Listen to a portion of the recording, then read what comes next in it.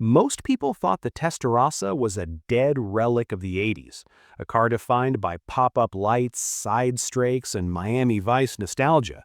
But Ferrari just dropped a bombshell that has the entire car community at war. They didn't just bring back the name, they put it on a 1,050 horsepower hybrid monster that officially replaces the SF90 Stradale as the new king of Maranello's series production. But here's the problem. The new Testarossa doesn't have a V12. It doesn't even have the iconic side strakes. So, is the 849 Testarossa a worthy successor to the crown, or is Ferrari using a legendary name to hide a move toward a digital hybridized future?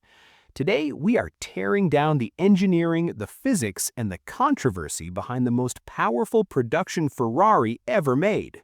The name 849 isn't just marketing fluff. It follows a strict Ferrari heritage code, 8 for the cylinders and 49 for the displacement of each individual cylinder in cubic centimeters. But don't let the old-school naming convention fool you. This car is a spaceship.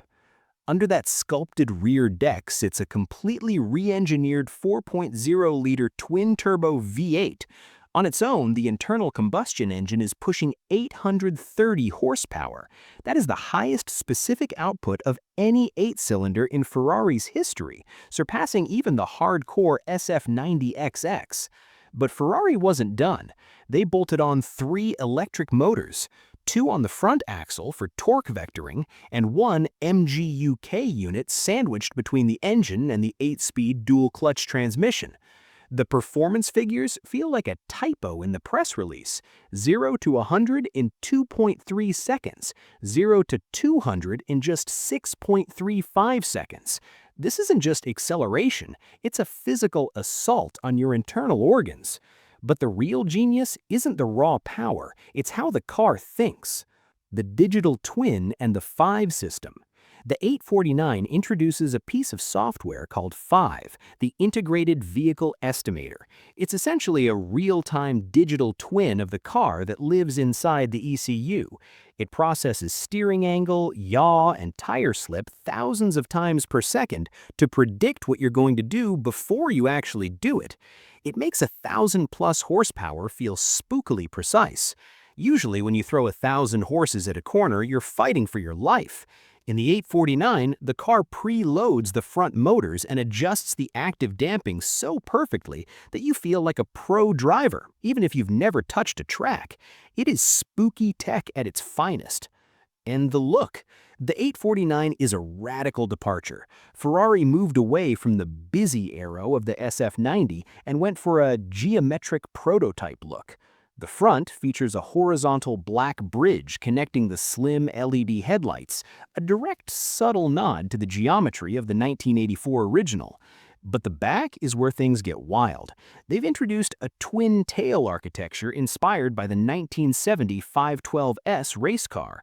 You have 2 fixed vertical winglets on the sides, with an active spoiler in the middle that can vanish for low-drag top speed runs or flick up to generate 415 kilograms of downforce.